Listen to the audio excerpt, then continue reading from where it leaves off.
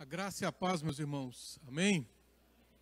Para nós é um privilégio, na continuidade do culto, no dia do Senhor, adorar a Deus, levar ao Senhor as nossas orações e agora no momento de ouvir a palavra do Senhor. Abra a Bíblia comigo no Evangelho segundo Mateus, no capítulo 12.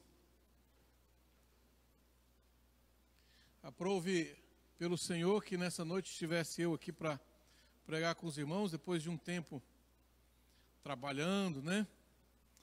E fico feliz que o pastor Danilo já está melhor, né? Está aí com a gente, ele e a Kelly.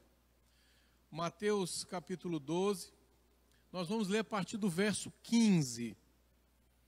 Mateus capítulo 12, a partir do 15, a gente vai ler até o verso de número 21. Aqui nas nossas exposições, nós temos ouvido pelo pastor Danilo, né? Vez por outra, eu apareço também para pregar, na sequência do Evangelho segundo Mateus, no ministério de Jesus. E nesse momento agora nós vamos meditar num tema muito importante, do servo escolhido por Deus para os gentios, aquele que vai levar o servo, que vai levar a mensagem para os gentios. Vamos ler a palavra do Senhor?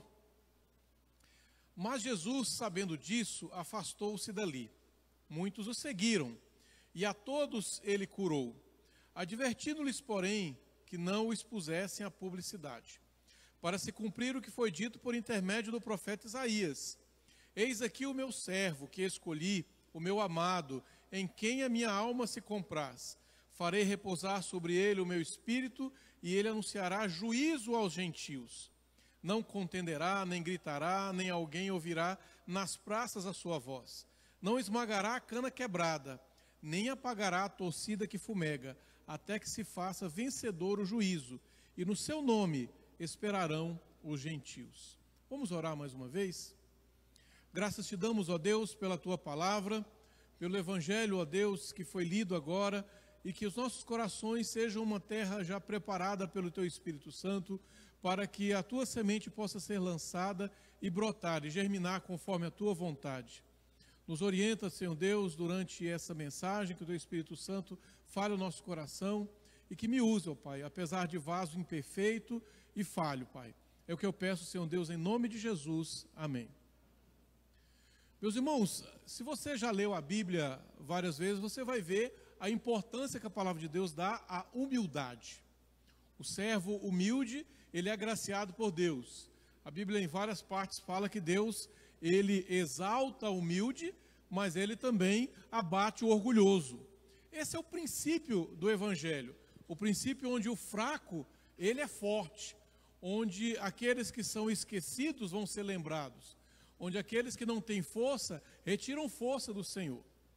No entanto, quando a gente olha a palavra de Deus e já acostumados a ela, esquecemos que quando ela foi escrita no período do Novo Testamento, não era essa a mensagem que as pessoas ao redor de Israel entendiam. Os gregos, por exemplo, eles tinham outro sentido da palavra humildade. Para eles, humildade era uma coisa de pessoas rebaixadas, era coisa que os escravos tinham que ser.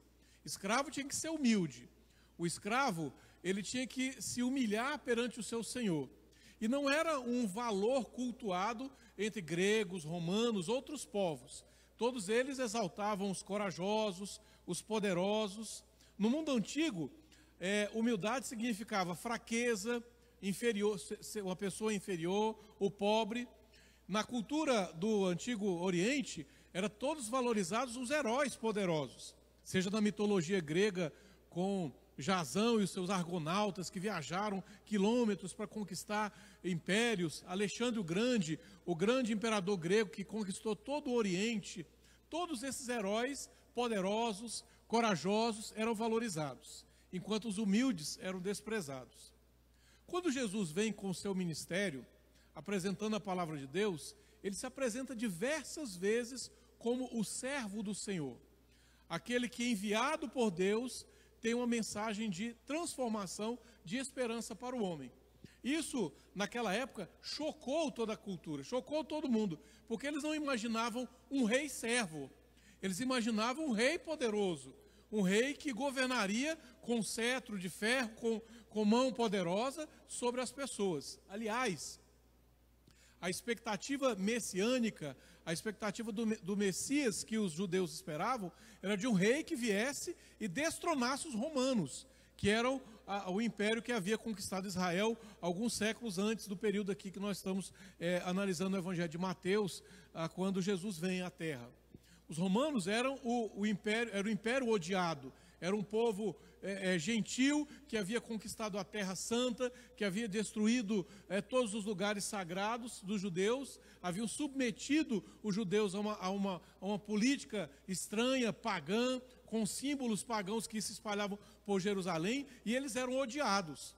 E a esperança messiânica que durou muitos séculos, desde o período ainda de Alexandre o Grande, mais ou menos 400 anos antes do período de Cristo, era de que viesse o Messias com força, com poder, com exército, e que destruísse o inimigo.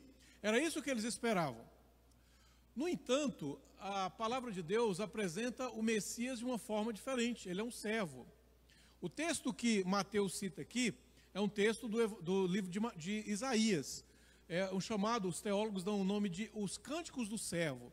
São 4 passagens que estão entre o capítulo 40 e o capítulo 55 do livro de Isaías, que vão falar do caráter do servo, da sua missão. E aqui o profeta é citado no capítulo 42.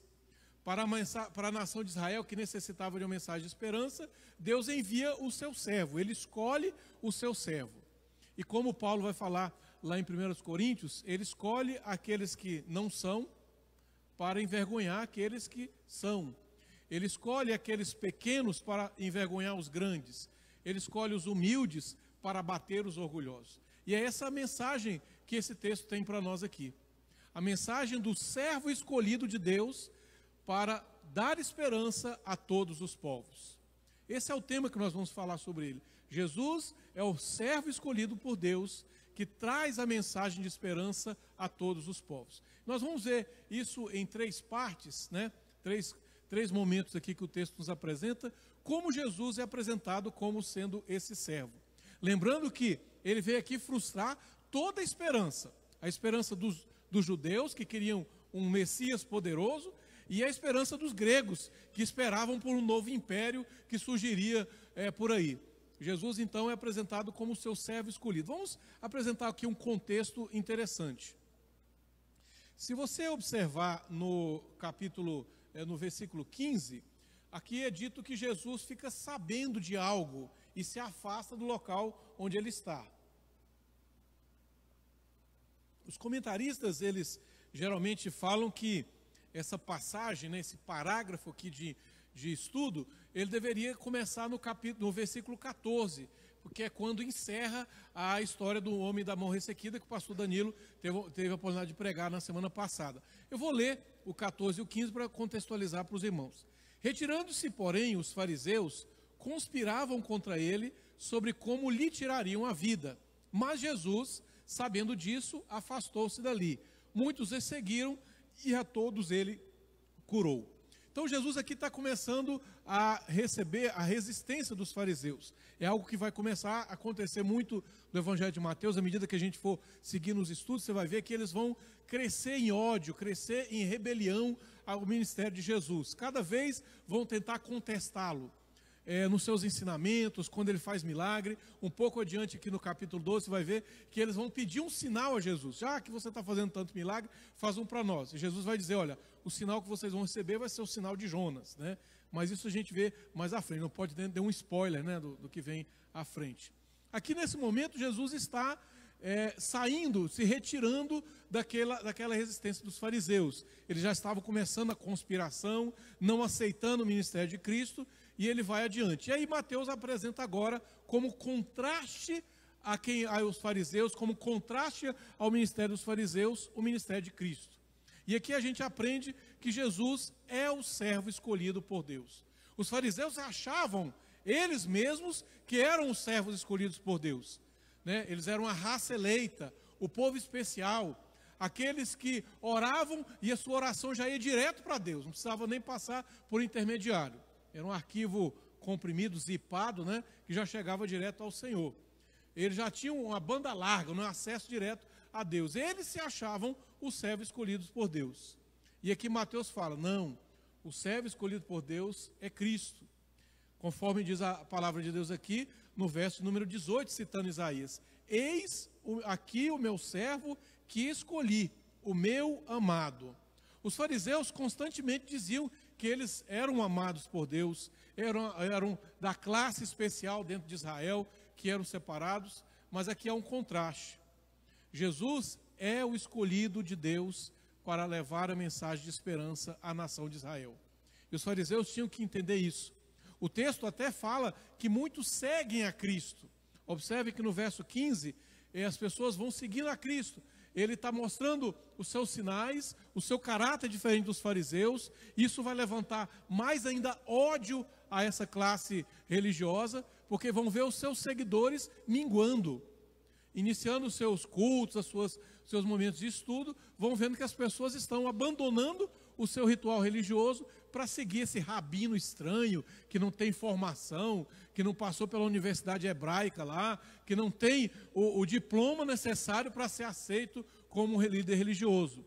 E Jesus recebe esses seguidores, trata-os com amor, com singeleza de coração, conforme a gente aprendeu ainda no capítulo 11, quando o convite de Jesus faz a todos que estão cansados, sobrecarregados, que ele tem uma mensagem de alívio. O jugo de Jesus é um jugo suave e leve, enquanto o jugo dos fariseus é pesado, porque é o legalismo, é a regra, é o preceito, que vai sobre outro preceito, sobre outra regra, e as pessoas não estavam aguentando.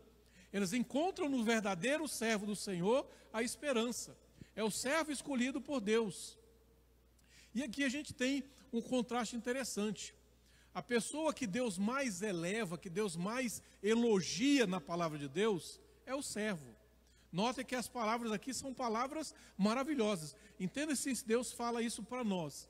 Você é o meu servo escolhido, em quem eu tenho a minha alegria. Veja que o verso 18 fala isso. Em quem minha alma se compraz, em quem Deus se alegra. Por que isso vem da boca de Deus, meus irmãos? Porque Deus cumpre a vontade plena de Deus. Que Jesus cumpre a vontade plena de Deus. Ele é o servo escolhido que cumpre a sua vontade, que cumpre os seus preceitos e que Deus vai se alegrar.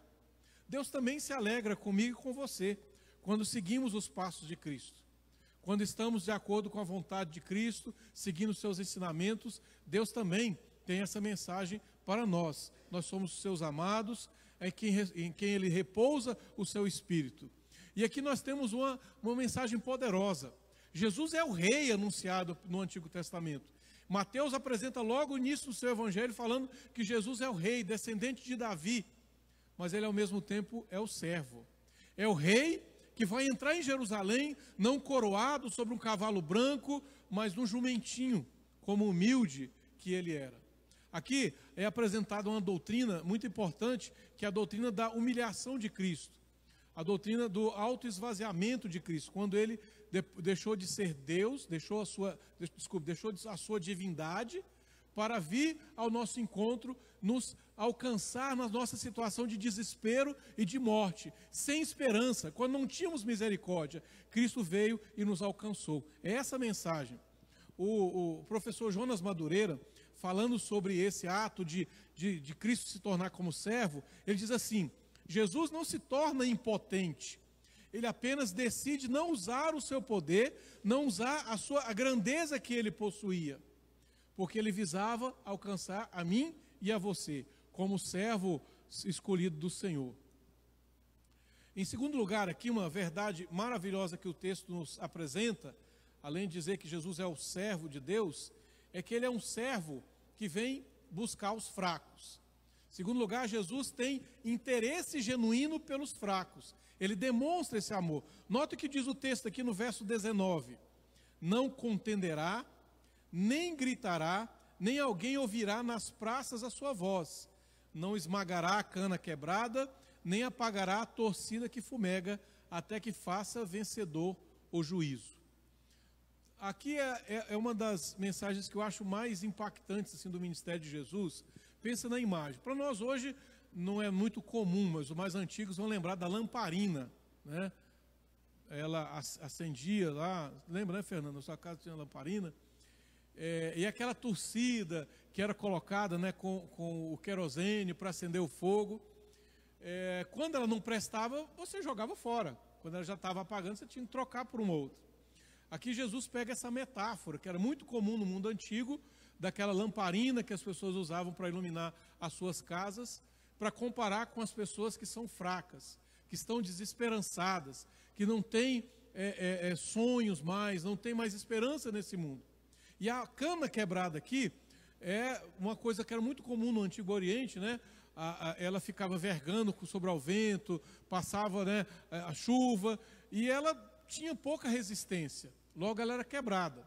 E uma vez quebrada não tinha mais uso. O que Jesus aqui está falando é que o servo do Senhor, ele tem um amor genuíno pelos fracos, por aqueles que não têm esperança mais, aqueles que não suportam mais o peso sobre as suas costas.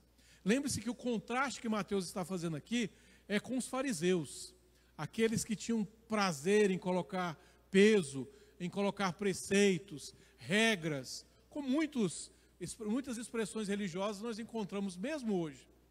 Mesmo conhecendo o Evangelho da Graça, que veio da reforma, no resgate da palavra de Deus, depois de um tempo de obscurantismo, muitos dos nossos irmãos ainda sofrem sobre o peso do legalismo.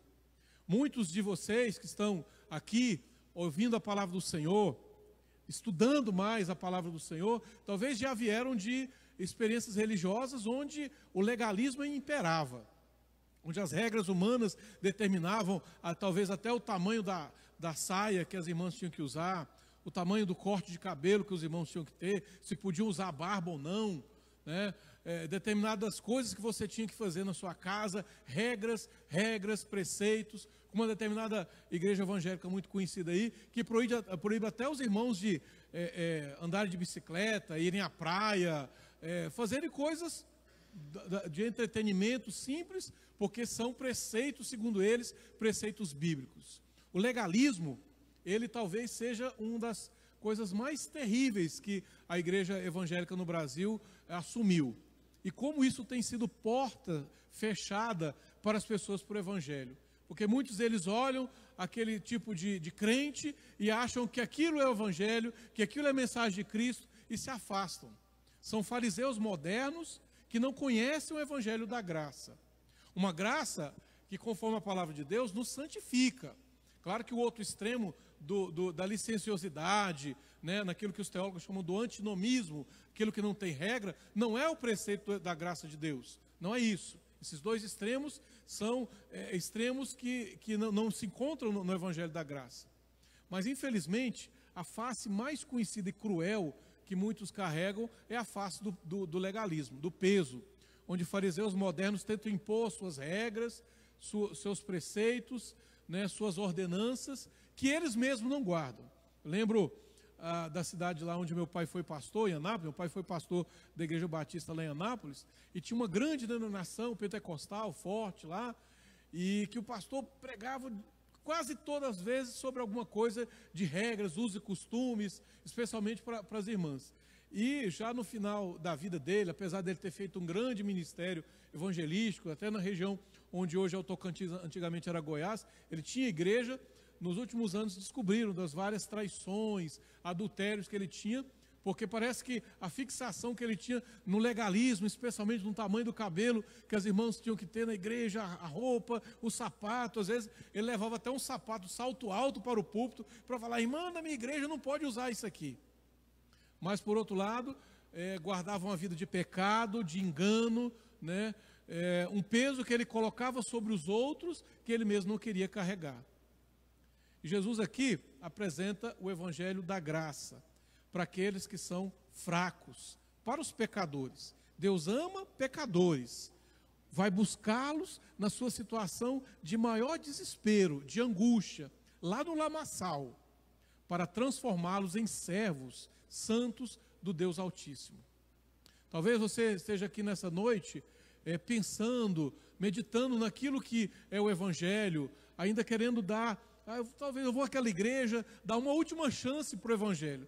A sua experiência religiosa talvez não tenha sido saudável, não tenha sido uma firmeza que você esperava, e você está dando, vou lá ouvir a mensagem, né? Não deu sorte que o pastor Danilo não está pregando, vai ser eu mesmo, né? Mas a mensagem que eu tenho para falar para você é que o Evangelho traz esperança para aquele que está cansado.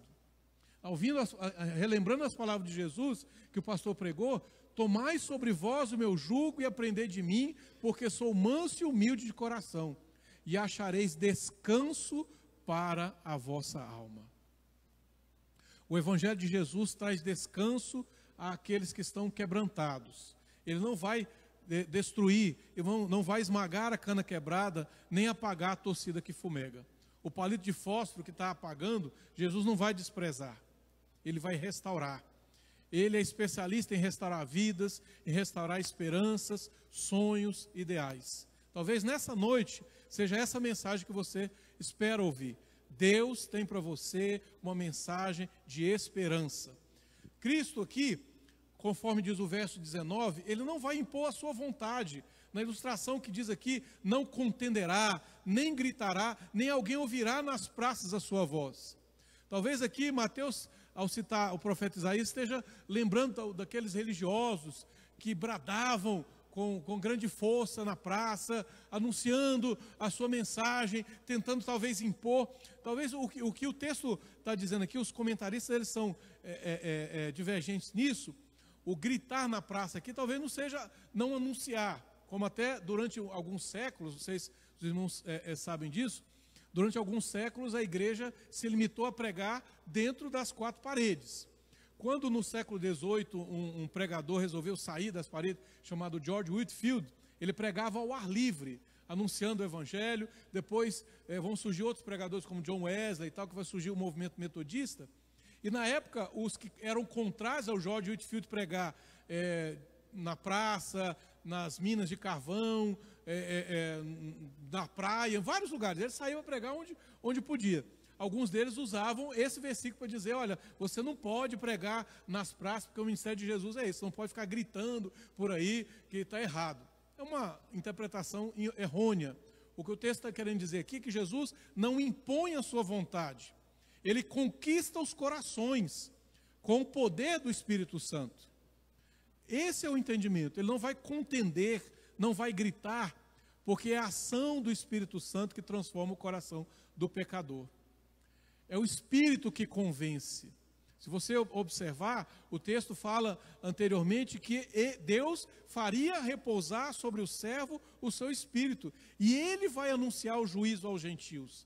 A mensagem do Evangelho, a mensagem de salvação vai ser anunciada no poder do Espírito. Por isso que a fraqueza do pregador não é tão importante. O pregador, aliás, tem que ser bastante fraco para anunciar, para que o Espírito possa ser exaltado. Para que o Espírito possa demolir corações, o pregador tem que estar escondido sobre a palavra de Deus, porque é o Espírito que faz. E meditando sobre isso, eu caí durante essa semana numa leitura na história de Napoleão Bonaparte. Talvez vocês lembrem dele, um grande imperador que no início do século XIX tentou conquistar toda a Europa nos ideais da Revolução Francesa, né? E no contraste com Cristo, quando depois de preso lá na ilha de Santa Helena, na Itália, que a Europa tentou encerrar o Napoleão lá para ver se acabava com suas conquistas, ele foi meditando sobre sua vida, pensando. E numa das frases que é atribuída a ele, dizendo sobre Jesus, ele falou que Cristo conquistou os corações. Ele diz assim, com todo o meu exército não consegui subjugar um continente, mas Cristo, sem a força das armas, sem espada, sem exército, vem através de povos e culturas por mais de 2000 anos conquistando os corações. E é assim que Cristo faz, porque ele alcança o coração do quebrantado, do fraco, do indefeso. E é assim que Cristo faz com o poder do Espírito Santo. Ele não impõe a sua vontade, mas esse rei servo vem conquistando as nações com a sua mensagem, alcançando o coração do ferido, para que nele possa encontrar descanso. E em último lugar, por fim, a gente aprende aqui que Cristo é a esperança para todos os povos. Notem o que diz o texto no versículo número 21. E no seu nome esperarão os gentios. Em outra tradução, na Nova Versão Internacional, diz que no seu nome as nações terão esperança. Irmãos, o tempo passa, as realidades mudam, mas a verdade do Evangelho continua, porque as pessoas necessitam dessa esperança. O Brasil está vivendo aí, saindo de uma crise econômica, crise política, a situação pessoal de muitas pessoas às vezes não anda tão bem. O nosso estado aqui do Tocantins também passa por algumas crises, muda governo, quem estava empregado perde emprego, aquele que estava sem emprego fica com a esperança de arrumar alguma coisa. Há muita instabilidade. O coração das pessoas bate meio apressado, porque a realidade não é fácil. Estamos diante de um mundo onde a situação é difícil. Morte, guerras, fome em muitos lugares. E qual é a esperança para as nações? Qual a esperança para esses milhões de pessoas ao redor do mundo que parece que não tem futuro, não conseguem uma solução? Não tem sistema político ou econômico ou governo que vai dar solução. Não é capitalismo, socialismo, governo de A, de B, nada vai dar essa solução. Cristo é a esperança. A mensagem aqui é muito clara: no seu nome esperarão os gentios. E aqui, irmãos, o evangelista Mateus, ele está citando o Antigo Testamento, numa parte da Bíblia onde muitos achavam que não tinham esperança para outras nações, só para Israel, que a mensagem de Deus era só para Israel. Mas se você ler com cuidado o Antigo Testamento, desde o primeiro momento, desde Gênesis, a mensagem de Deus é para que as nações sejam alcançadas pela sua palavra. Quando Abraão é chamado, ele disse que ele será chamado para ser bênção para todas as famílias da terra. Um salmo que foi musicado há alguns anos pelo Vencedores por Cristo, eu gosto muito de cantar, Salmo 96, fala que anunciai ao Senhor a todas as nações, todos os povos. A gente vai encontrar muitas das mensagens do anúncio de Deus, da esperança do Senhor a todas as nações, já do Antigo Testamento. E nesse cântico do servo aqui, Isaías 42, a esperança é essa para todos os povos. O Messias, só Ele é capaz de promover a esperança. Só Ele é capaz de promover a salvação a todas as nações. Os gentios, as nações estão esperando esse anúncio. E conforme a palavra de Deus nos diz, vamos lá para Romanos capítulo 9, abra a palavra de Deus, Romanos capítulo 10. O desafio para nós é muito grande. Se você foi um dos fracos que foi alcançado pelo poder de Deus, você tem uma ordenança. Romanos capítulo 10, a partir do verso 11, diz assim a palavra de Deus. Romanos 10, verso 11 diz: porquanto a Escritura diz, todo aquele que nele crê não será confundido. Outra citação do profeta Isaías. Pois não há distinção entre judeu e grego, uma vez que o mesmo é Senhor de todos, rico para com todos os que o invocam, porque todo aquele que invocar o nome do Senhor será salvo. A esperança é essa, de que todos possam ouvir a mensagem de Deus. Mas como, porém, invocarão, versículo 14, aquele em quem não creram? E como crerão naquele de quem nada ouviram? E como ouvirão, se não há quem pregue? E como pregarão, se não forem enviados? Como está escrito, quão formosos são os pés do que anunciam coisas boas, ou como que anunciam boas novas. Cristo oferece um caminho de salvação eterna a todas as nações. Todos que estão na angústia, na desesperança, sem sonhos, precisam de Cristo. Ele é a esperança para as nações. Mas nós somos responsáveis por pregar. Seja atravessando a rua e pregando o evangelho para um amigo ou vizinho, ou no seu trabalho, na sua escola, onde quer que você esteja, ou atravessando oceanos para levar a mensagem do evangelho, a esperança das nações repousa sobre os nossos ombros.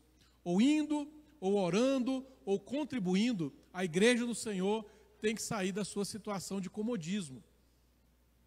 Nós somos os servos escolhidos por Senhor para levar a mensagem do evangelho às nações, aos gentios.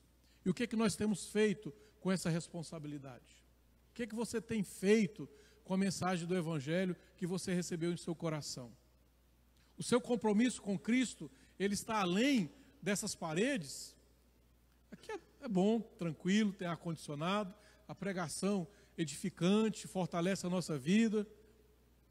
Mas o que que nós temos feito com aquilo que nós temos ouvido do Evangelho de Deus? Na minha época, quando adolescente, eu aprendi que o crente, ele pode ser o quê? O crente 3S, não sei se já falei com os irmãos. É o crente salvo, sentado e satisfeito. E muitos de nós vivemos nessa expectativa ainda. Tranquilos, fomos salvos, estamos sentados, não em movimento, não pensando em nada. Mas nós temos que ser, meus irmãos, muitas vezes, movidos em nosso coração pelo Espírito, que nos inquieta, que nos move, que nos leva a dizer: o mundo precisa da mensagem de esperança, a mensagem que só Cristo pode solucionar. O que que você tem feito? O que que eu tenho feito? A mensagem dessa noite, para nós, é muito clara. Não há sistema político, religioso, econômico, governo que vai dar solução para o mundo. Somente Cristo. Só Ele é o caminho que leva para a salvação. Essa é a mensagem que nós cremos em nosso coração. Mas essa mensagem tem levado a nos mover da nossa situação de satisfação que vivemos? O que que você tem feito com a mensagem que você tem ouvido aqui, vez por vez? Domingo após domingo, na escola dominical, nos nossos pequenos grupos. Nós temos desafio todo momento. Levar pessoas para a reunião da SAF, para os nossos PGs, orando pelos missionários que saíram para o campo, ou quem sabe, pastor Danilo aqui não vai ficar triste não, se algum jovem, menino, menina, falar assim: olha, depois dessas pregações aí, meu coração se inflamou, eu quero ser um missionário, eu quero ir para o seminário, eu quero ser um pastor. Acho que o departamento infantil não vai ficar triste se algum jovem falar assim, uma criança falar assim: pastor, eu quero me preparar para ser um pregador do evangelho. Deus tem colocado no meu coração para ir para uma outra nação. Será que nós podemos ser celeiros de missionários? Apoiadores de missionários? Aqueles que levam a esperança para as outras nações? Quando eu tive a oportunidade, durante a semana, o pastor conversando com ele estava adoentado, eu falei: esse texto arde muito no meu coração, porque ele fala da essência do evangelho, de servo escolhido, de gente sem esperança que recebe esperança, e de nações que precisam receber a palavra de Deus. Essa é a mensagem do evangelho, uma mensagem que mexe com o nosso comodismo, que mexe com a nossa satisfação, para que saiamos das quatro paredes e preguemos para os gentios. Cristo foi escolhido como servo de Deus para ser diferente dos fariseus, que tinham uma mensagem de peso, de legalismo, de desesperança. Ele veio para mostrar o contraste, que o evangelho é para alcançar o fraco, para alcançar aquele que se acha destituído de qualquer esperança. Deus tem para nós essa mensagem nessa noite. E eu queria deixar isso no seu coração. O que é que você tem feito? O que é que você pode fazer a partir daquilo que você ouviu? Vamos orar, meus irmãos? Fique em pé, vamos fazer essa oração.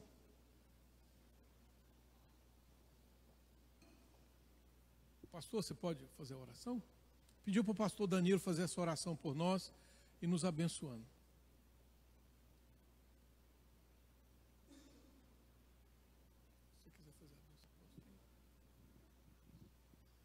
Oremos. Senhor, a palavra do Senhor não volta vazia, e a mesma foi anunciada.